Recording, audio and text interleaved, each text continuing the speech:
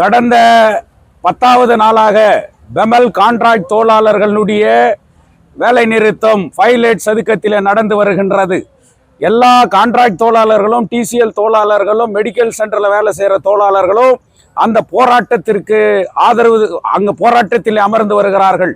தங்கவயலை சார்ந்த அனைத்து அரசியல் கட்சிகளும், எம்பி, எம்எல்ஏ உட்பட பாராளுமன்றத்தில் தேர்தலில் நின்றவரும் தோர்த்தவரும் கூட எல்லோரும் இன்றைக்கு ஒரு மனதோடு அவர்களுடைய எல்லா விதமான ஆதரவையும் இங்கு நல்கி வருகிறார்கள்.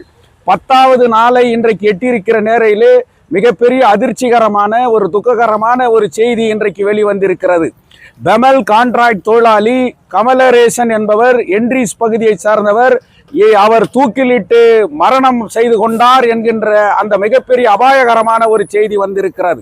இந்த நேரத்திலே நான் தங்கவயல் மக்களுக்கு தெரிவிப்பது, தேர்ந்தெடுக்கப்பட்டிருக்கக்கூடிய சட்டமன்ற உறுப்பினரும் பாராளுமன்ற உறுப்பினரும் அனைத்து அரசியல் கட்சிக்கும் சொல்லுவது, இன்றைக்கு ஒரு உயிரை இழந்திருக்கின்றோம். அவர் கான்ட்ராக்ட் தொழிலாளி என்று கேட்கின்ற போது இந்த போராட்டத்தினுடைய 10வது நாளினுடைய வலிமை இன்றைக்கு அவர் இந்த மரணத்தை நோக்கி போய் கொண்டிருக்கிறார்.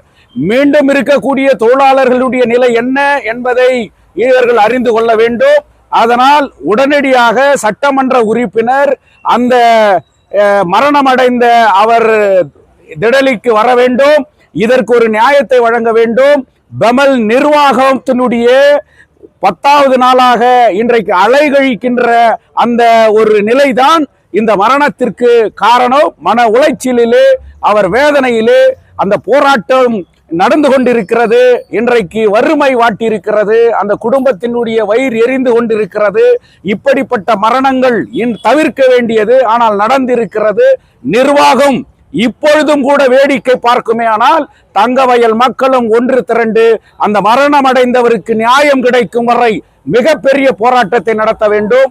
இந்த நடந்து கொண்டிருக்கின்ற போராட்டத்திற்கு உடனடியாக ஒரு தீர்வு காண வேண்டும் என்று தேர்ந்தெடுக்கப்பட்டிருக்கக்கூடிய இந்த தொகுதியினுடைய எம்எல்ஏ ரூபகலா சசிதர் அவர்களை வேண்டிக் கொள்கின்றேன். நீங்கள் உடனடியாக இந்த இடத்திற்கு வந்து அவர்களுக்கு நியாயம் வழங்க வேண்டும் என்று இந்திய கம்யூனிஸ்ட் கட்சி, எங்களுடைய அனைத்து அமைப்புகளும் ஒன்று திரண்டு அந்த குடும்பத்திற்கு, இறந்தவருக்கு, இந்த போராட்டத்திற்கு ஒரு முடிவு வர வேண்டும் என்பதற்காக ஆதரவாக நின்று போராடுவோம் என்று தெரிவித்துக் கொள்கிறேன்.